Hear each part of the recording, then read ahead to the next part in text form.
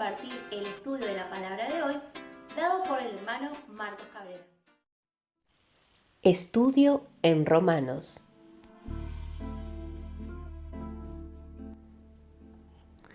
En el nombre de nuestro Señor Jesucristo, continuamos nuestro estudio en la epístola del apóstol Pablo a los Romanos, en el capítulo 8, donde vemos nuestro triunfo en Cristo. Y a partir del versículo 4 encontramos la justicia cumplida en nosotros. En el versículo 4 dice, para que la justicia de la ley se cumpliese en nosotros, que no andamos conforme a la carne, sino conforme al Espíritu. Este versículo nos revela el gran y maravilloso propósito del Evangelio, la justicia cumplida en nosotros. Esto nos habla de la experiencia del creyente como respuesta positiva del operar de Dios a nuestro favor, enviando a su Hijo a morir en la cruz del Calvario. Nosotros somos llamados a reinar sobre el pecado, aquel que era nuestro amo anteriormente. Somos capacitados para hacerlo por la gracia manifestada en el Calvario, pero esto es en el poder del Espíritu.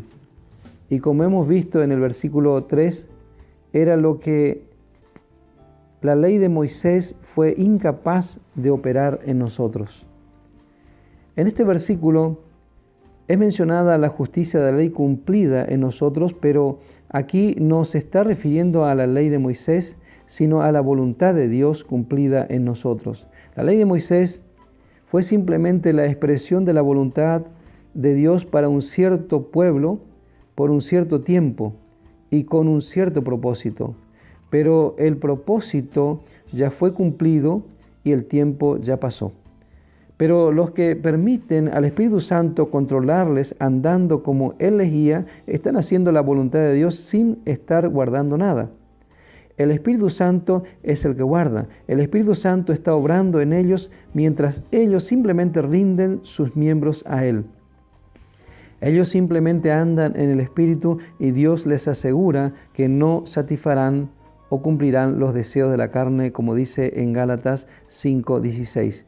Digo pues, andad en el Espíritu y no satisfaréis los deseos de la carne. Algunas versiones traducen no satisfagáis, pero esta es una preciosa y grandísima promesa. Andad en el Espíritu y no satisfaréis los deseos de la carne.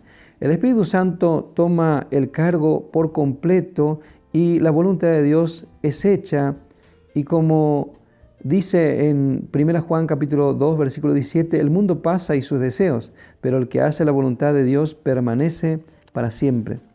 Podemos decir que el cielo comienza en la tierra cuando la voluntad de Dios está siendo hecha. Que los ojos de nuestro corazón sean abiertos para poder ver y creer esta maravillosa verdad, la justicia de la ley cumplida en nosotros y no por nosotros. El versículo 5 y 6 podemos leer, porque los que son de la carne piensan en las cosas de la carne, pero los que son del Espíritu en las cosas del Espíritu. El versículo 6 dice, porque el ocuparse, o la intención, mejor dicho, de la carne es muerte, pero el ocuparse, otra vez dice esta versión, o la intención del Espíritu es vida y paz. Aquí el apóstol declara que tanto la carne como el Espíritu con su mente y disposición son completamente separados y distintos. El uno es opuesto al otro. Todos nosotros estamos viviendo en uno de estos dos elementos, ya sea en el Espíritu o en la carne. Ellos no se mezclan en nada. Estamos ocupándonos en la carne o en el Espíritu. Ellos son distinguidos positivamente y en consecuencia fácilmente reconocidos. Dice el versículo 7, por cuanto los designios o la intención de la carne son enemistad contra Dios, porque no se sujetan a la ley de Dios, ni tampoco pueden. Y aquí se nos revela la actitud de la mente carnal para con Dios. Los designios o la intención de la carne son enemistad contra Dios. Constantemente es así. No se sujeta a la voluntad de Dios, ni tampoco puede hacerlo. El próximo versículo habla de la actitud de Dios hacia la carne. Y dice, y los que viven según la carne no pueden agradar a Dios. No importa que si viven en una carne religiosa o vil, lo cierto es que si viven según la carne, o en la carne, mejor dicho, no pueden agradar a Dios. Este versículo nos hace ver que la enemistad no es por malas obras, sino por naturaleza. Las dos creaciones, con principio determinado y fijo de cada naturaleza, están de manifiesto. Ambas no cambian, son incambiables. No se dice de ningún creyente en nuestro Señor Jesucristo de estar en la carne, a pesar de que la carne está todavía en él. Es cierto que puede estar allí en cuanto a su conciencia, ya que esto es un asunto de fe y no de sentimiento.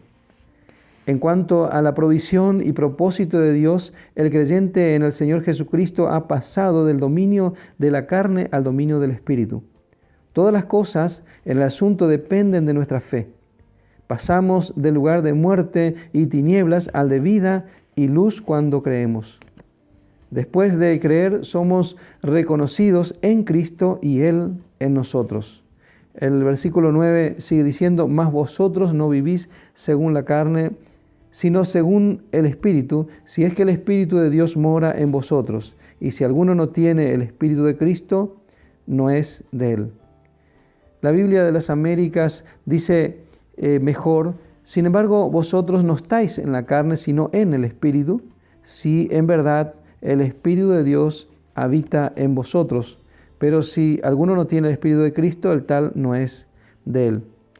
Acá hay una aparente confusión de términos, pero esto no es por accidente.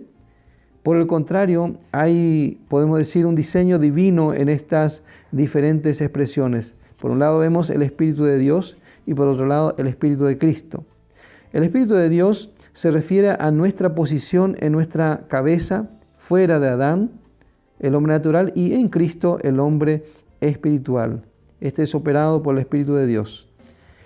Y el Espíritu de Cristo habla de nuestra naturaleza nueva, nuestro nuevo nacimiento en Cristo, el segundo hombre, el último Adán. Versículo 10 sigue diciendo: pero si Cristo está en vosotros, el cuerpo en verdad está muerto a causa del pecado, mas el Espíritu vive a causa de la justicia. O leemos mejor como dice en el griego: pero si Cristo está en vosotros, el cuerpo en verdad está muerto a través del pecado, mas el Espíritu es vida por causa de la justicia. Los que una vez estuvimos muertos, ahora somos vivos, porque dice que Cristo está en vosotros. Eso nos habla de la identificación completa con Cristo en nuestro espíritu. Si bien en cuanto a nuestro cuerpo no estamos vivos todavía, el cuerpo en verdad dice está muerto a causa del pecado, pero dice más el espíritu vive, o mejor, el espíritu es vida. La palabra espíritu podemos leerla con mayúscula o con minúscula. El espíritu es vida porque nuestro espíritu es vivificado por el Espíritu Santo, quien es vida. Y esta vida nunca puede ser tocada por la muerte por causa de la justicia, como dice el versículo. Y esta justicia nunca sería tocada por el pecado. Por lo tanto, tenemos comunión con Dios. La muerte no tiene potestad sobre la vida de la nueva creación, porque aquel cuya vida es traída a nosotros por el Espíritu de Dios ha quitado todo aquello que reclama muerte a nosotros. Es cierto que no hay diferencia entre el cuerpo del creyente y el cuerpo del incrédulo en cuanto a la vista. La muerte aparentemente tiene igual reclamo sobre cada uno, pero aquí está la diferencia. El cuerpo del creyente tiene un espíritu vivificado adentro, la vida, el Espíritu de Cristo soplado por el Espíritu, así como Dios sopló sobre el primer Adán y comenzó a vivir.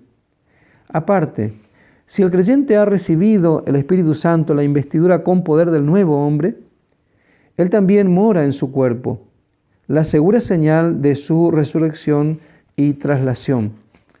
El versículo en Efesios capítulo 1, versículo 13 y 14 dice: en él también vosotros, habiendo oído la palabra de verdad, el evangelio de vuestra salvación, y habiendo creído en él, fuisteis sellados o señalados para seguridad o preservación con el Espíritu Santo de la promesa. Verso 14, que es las arras o la garantía de nuestra herencia hasta la redención de la posesión adquirida para alabanza de su gloria. Esta prenda o garantía el incrédulo no tiene, como en la cita comprueba el que también, y en él también, vosotros, habiendo oído la palabra verdadera del Evangelio. Versículo 11 dice, y si el espíritu de aquel que levantó de los muertos a Jesús mora en vosotros, el que levantó de los muertos a Cristo Jesús vivificará o revitalizará también vuestros cuerpos mortales por su espíritu que mora en vosotros. Encontramos aquí benditas y regocijantes palabras que traen esperanza y podemos decir una bienaventurada anticipación en este valle de sombra de muerte constantemente que está trayendo a nuestro cuerpo. Dice, el cuerpo del creyente, entonces, es tan mortal como el del hombre no regenerado, pero el Espíritu de Dios le da poder sobre su cuerpo mortal, así como en el caso de Cristo, cuyo cuerpo fue vivificado por el mismo Espíritu que mora en nosotros. Qué maravillosa noticia, qué regocijantes palabras que traen consuelo a nuestro corazón. Que el Señor bendiga ricamente a cada uno.